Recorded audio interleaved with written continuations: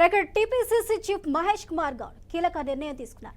ఇకపై వారానికి 2 రోజులు గాంధీ భవన్కు మంత్రులు రావాలని ఆదేశించారు. పీసీసీ చీఫ్ ఆదేశం నేపథ్యంలో శుక్రవారం నుంచి గాంధీ భవన్కు మంత్రులు రానున్నారు. ప్రతి బుధ శుక్రవారాల్లో ఒక్కో మంత్రి రావాలని సూచించారు. విధి విధానాలు రూపొందించాలని సిబ్బందికి ఆదేశించారు.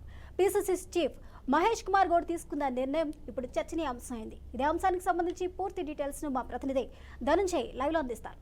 ధనుంజయ్, టీపీసీసీ ప్రస్తుతం మనం చూస్తున్నాం తెలంగాణ కాంగ్రెస్ ప్రదేశ్ కమిటీ అధ్యక్షుడిగా బాధ్యతలు చేపట్టిన 3 రోజుల నుంచే సరికొత్త శ్రీకారానికి బొమ్మ మహేష్ కుమార్ గౌడ్ శ్రీకారం చుట్టాడు. ఇప్పటికే పాలనా ప్రభుత్వ పరంగా కావాల్సిన కనీస మౌలిక సదుపాయాలే కావచ్చు, ప్రస్తుతం జరుగుతున్న పరిస్థితులను బట్టి ప్రభుత్వంకు సంబంధించిన ఏదైతే సమస్యలు ఉంటాయో ఆ సమస్యలను ప్రజలతో పాటు ప్రజల వినతులు స్వీకరించి ఇక్కడ పార్టీ పరంగా చెప్పాలనే ఉద్దేశంతో సరికొత్త నిర్ణయానికి ఒక కీలకమైన దశకు వచ్చిందని చెప్పొచ్చు. ఎందుకంటే ప్రతి నెలకు 2 సార్లు అటు స్థానిక మంత్రులు గాంధీ భవన్కు వచ్చి తమ సమస్యలతో పాటు ప్రజా సమస్యలే కావచ్చు, ప్రభుత్వ పరంగా కావాల్సిన అవసరాలే కావచ్చు, ఇలా పార్టీ పరంగా చేయాల్సిన మరిన్ని కార్యక్రమాలే కావచ్చు, ఇలాంటి సమస్యలను ప్రభుత్వం పీసీసీ అధ్యక్షుడి దృష్టికి తీసుకెళ్తే దాని పట్ల సమస్యల పరిష్కారం కోసం ఒక నిర్ణయానికి వచ్చే ఆస్కారం ఉందని చెప్తున్న పరిస్థితి ఇక్కడ కనబడ్డది.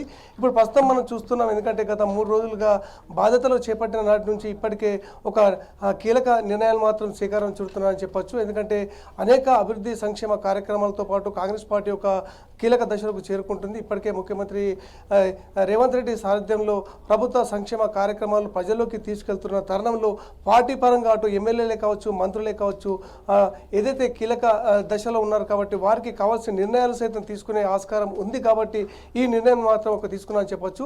నెలకు 2 సార్లు ఖచ్చితంగా గాంధీ భవన్కు వచ్చి ప్రతి ఎమ్మెల్యేలు తమ సమస్యలతో పాటు కావాల్సిన సదుపాయాలు ఏంటి అని ఒక పీసీసీ అధ్యక్షుడికి ఒక సమాలోచన చేయాలని ఒక నిర్ణయం తీసుకున్నట్టు తెలుస్తుంది.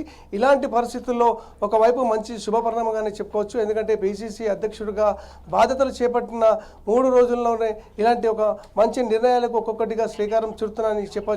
ఏది ఏమైనా ఇప్పుడు ప్రస్తుతం తెలంగాణ రాష్ట్రంలో కాంగ్రెస్ పార్టీకి సంబంధించిన నిర్ణయాలు ఎట్లా ఉంటాయో అని భవిష్యత్తులో సైతం అనేక వర్గాలు సైతం ఎదురు చూస్తున్న పరిస్థితి మనకు కనబడ్డది. స్వప్న. థాంక్యూ ధనుంజయ్.